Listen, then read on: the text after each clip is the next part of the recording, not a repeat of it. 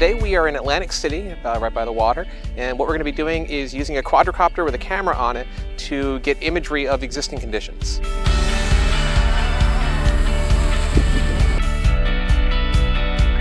We have a quadcopter, and we're going to be taking that up and with a camera on the bottom of that. And we're going to fly it around, and it's going to take photos of the existing conditions in the local area.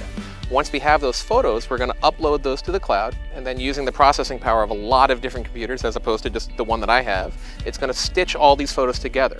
Once that's finished, it's going to create a three-dimensional piece of geometry that we can then use for a lot of different purposes. The benefits of what we're doing here is the ability to capture information very quickly.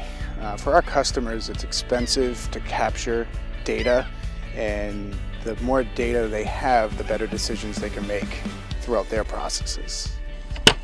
Currently, the main method that most people tend to use is laser scanning.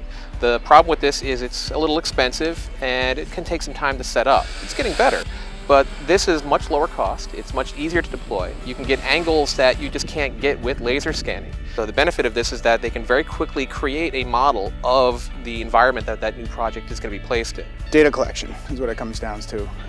Our customers are in the business of preparing design intents based off existing conditions. The more information they have up front, the better decisions can be made, which usually results in a lower cost project. Projects get done quicker. With regards to natural disasters, one of the big things that we're looking at using these tools for now is in getting an accurate idea of what is happening within the world at this specific point in time. So we're talking about using this to create models. Well, that model will give us a set of data points. An example of an analysis would be taking an existing model of this area and maybe tracking it through time, so we have models from early in the year, late in the year, different seasons, and then we can actually run something like a wind analysis on that.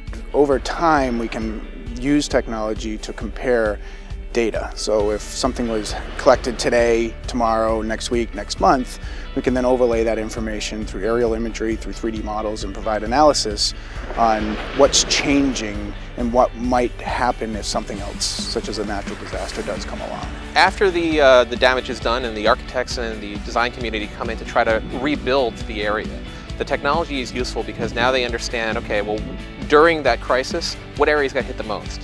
So they can use that kind of information to understand how they should redevelop and make sure that you're not going to be repeating the same mistakes. Technology like this quadcopter, the capturing of photographs in the air, being able to use cloud services to post-process that data, and then bring it into a tool like InfraWorks for a proposal is going to help our customers be more efficient. It's going to keep projects lower cost, and it's going to help our customers, the owners of these projects, get a better understanding of what could be done before lots of dollars are spent.